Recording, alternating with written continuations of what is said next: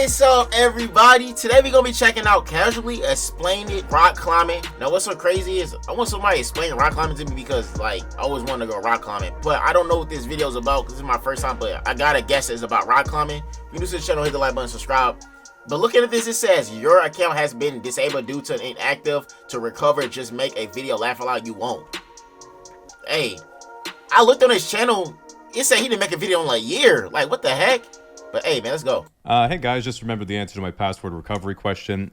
Sorry I haven't posted in a while. I've been working on a bit of a longer project that should be done in a couple months. But in the meantime, I have lots more content that's coming out soon. Let's go. While rock climbing might seem like a pretty self-explanatory concept, like a lot of sports, if you've never rock climbed before, it can be intimidating going to a gym for the first time and not being able to even hold the first jug on the easiest climb. This is why it's important to know the what's what and the do's and don'ts of how climbing is supposed to be done, so you can check yourself and avoid feeling attacked by onlookers giving you unsolicited yet polite encouragement. Now, to start with the most famous type of rock climbing, we of course have free soloing, which is climbing outdoor rock faces with no gear at all except your shoes, pants, no shirt obviously, maybe your chalk bag if you happen to remember it that day. When anyone talks about free soloing, they all talk about Alex Honnold, who climbed this bad boy without a rope. Most people don't know why you would feel compelled to do that, but if you— This man climbed it without a rope is insane. I would never do that. That's tunneling right there. I don't care how much shape you in, you cannot just climb a mountain like that. With no shirt, just no rope or nothing, that's crazy. Honnold, who climbed this bad boy without a rope. Most people don't know why you would feel compelled to do that, but if you ever climbed to the top of the playground with no help, you know you've been chasing that dragon for decades. Free soloing is one of the most fulfilling types of rock climbing because you're basically guaranteed to die doing what you love, which is avoiding all social responsibility.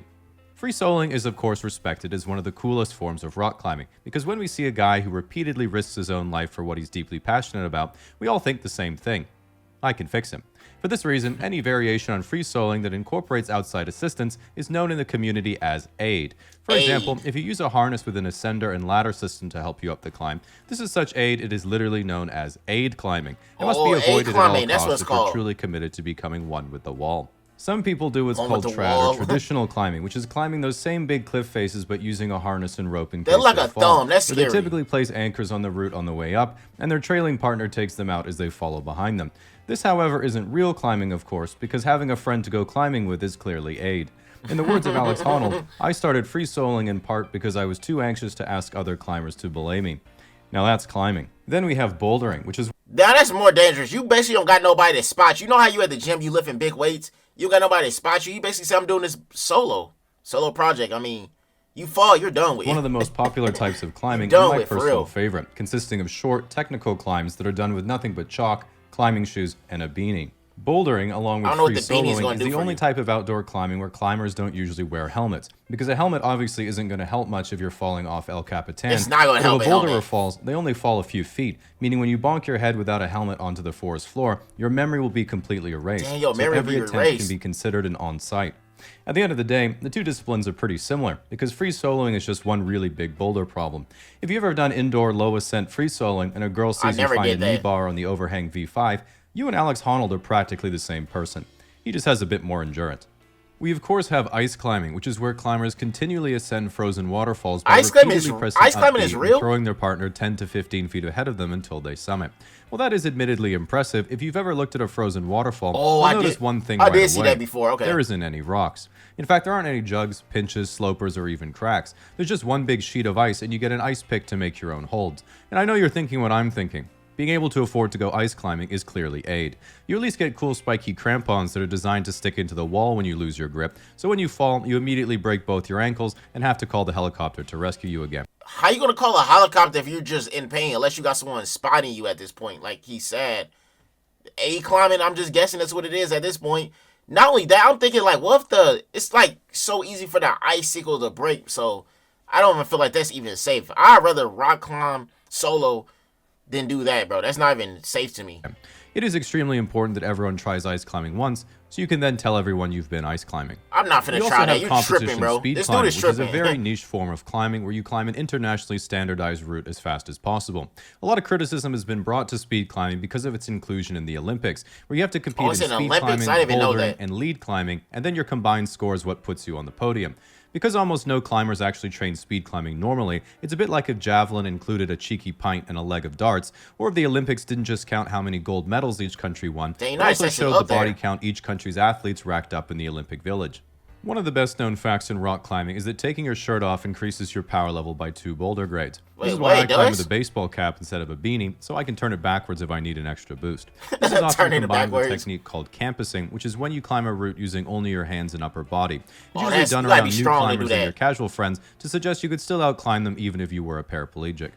Now, the big difference between a beginner climber and an advanced climber is that beginners train their fingers so they can improve their grip strength and climb harder grades of climbs, whereas advanced climbers make sure they train all their fingers because 2 of them are always injured, but they refuse to take time off from climbing.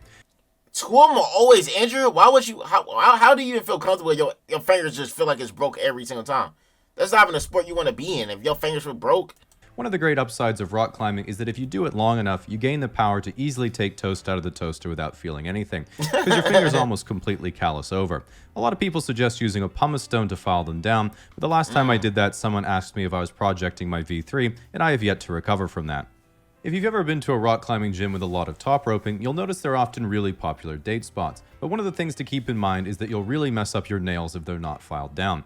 That means if you meet a girl and want to ask if she'd like to come and be your belay partner, you have to remember my golden rule. Long nails means her day would be ruined, and short nails means she's probably just a thoughtful lesbian. A thoughtful lesbian? It is crazy though, man. To be honest, don't go rock climbing if you got long nails. Like, that's one thing you shouldn't do. Keep your eyes peeled for a better opportunity and stick to the auto belay instead. If you make it out to a climbing gym, you need to keep in mind there are 3 types of people the entire gym stops to watch. Fitness influencers in leggings who have just discovered the synergy between yoga pants and a harness, the guy who's easily 3 times heavier than his 5-foot-tall girlfriend who didn't tie into the floor anchor, and the shredded shirtless guy who's about to flash the hardest problem in the gym, then wander off aimlessly to do some Wing Chun shadow jutsu and grab the kilter board a couple times before leaving. So funny how you got to cut out like that. Again. If you do decide to try yourself, it's also important to look the part, but this is where it gets tricky because if you just assume, well, I guess I'll just dress like everyone else and wear a beanie, Patagonia shirt. It's something about that beanie and stuff, the outfits on. A Gore-Tex soft shell. You couldn't be walking a more dangerous line, because although to you it would appear you're simply another zebra in the Pacific Northwestern herd, you're literally one fatal mistake away from an overly friendly 30-year-old with forearm tattoos and a mustache buying you an IPA and telling you about Whistler. So pay very close attention to the crucial details of the outfit. Big beanie means snowboarder, normal beanie means rock climber, tiny beanie means skateboarder. Okay, tiny beanie means skateboarder. So it's so many different things and stuff that I didn't even know. So I'm a skateboarder if I wear a small beanie. I got one of those though, but I know I should never do that rock climbing. Should be safe now. Slap on some tiny colorful shoes that turn your feet into croissants and equip your belay glasses to catch anyone on the ceiling checking you out. But remember, if you're looking to become a lifelong climber, there's an ultimate price you'll have to pay. And that price is the ludicrous annual gym membership. Don't be surprised if you need a second job just to fund the climbing fees in your cocaine bag alone. Oh, that's crazy. The last golden rule of rock climbing that you must remember at all times is that there is no injury that can't be solved with climbing tape. Torn tendon, peeled callus, broken finger, sunburn. All you have to do is wrap it around the affected area and never let a doctor look at it. If James Franco had some climbing tape in 127 hours, he could have just taped his arm back on and climbed out. Well, that would have saved him from having to go to the hospital. I should point out that the ascent obviously wouldn't have counted, as having 2 arms is clearly aid. 2 arms is clearly aid. Wow, it was so much about rock climbing that I didn't even know about at all. Please put in the comment section, have you ever been rock climbing? And please comment your experience with rock climbing, because I've never been rock climbing.